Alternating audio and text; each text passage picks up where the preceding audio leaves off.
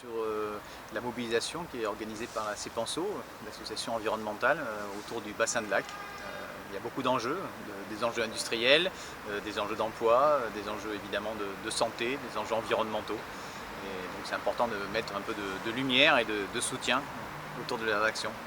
Alors, vous parlez de recours éventuellement européens. Est-ce que vous pouvez m'en dire un petit peu plus là-dessus? Ce n'est pas des recours, c'est pas des recours juridiques, c'est juste poser des questions qui permettent à la Commission européenne, au Parlement européen, de venir ici solliciter les acteurs locaux, les acteurs de l'État notamment, pour avoir des informations, parce que évidemment la première étape c'est une étape de transparence. Et on le sait, c'est jamais facile quand on est sur place parce qu'il y a beaucoup d'enjeux mêlés, beaucoup d'histoires personnelles mêlées également. Donc ce que peut amener une sollicitation de la Commission européenne et du Parlement européen, c'est d'avoir un regard extérieur pour savoir est-ce que les normes sont respectées, est-ce que les études épidémiologiques sont diffusées, est-ce que ce travail-là est fait pour nous permettre aux habitantes et aux habitants et aux industriels de se saisir des vrais enjeux et de trouver un chemin commun. Est-ce que vous pensez que jusqu'à présent, toutes les questions n'ont pas trouvé de réponse sur ces dossiers-là?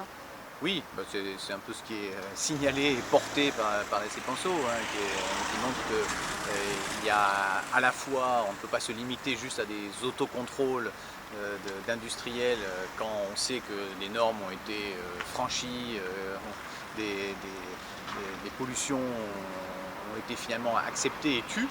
Donc l'autocontrôle ne suffit pas, il faut des contrôles extérieurs. Et puis aussi, il y a une inquiétude évidemment pour la santé des habitants tout autour du bassin. Et là aussi, c'est très mêlé parce que c'est énormément d'emplois, même si c'est beaucoup moins qu'il y en avait eu quand j'étais moi habitant ici. Il n'empêche que c'est un enjeu très fort dans l'histoire du territoire et dans son histoire à venir aussi. C'est vrai que moi je suis basco-béarnais, mes racines sont ici, j'y reviens toujours avec plaisir.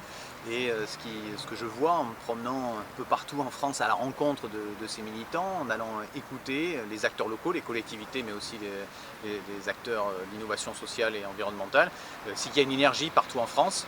Et donc il faudrait que maintenant la France, à l'échelle nationale aussi, permette de donner un débouché à ces énergies et soit à la hauteur de la COP21. Là on vient de passer les 5 ans. Le constat est très noir, évidemment, puisque nous ne sommes pas sur une trajectoire sur laquelle nous étions engagés.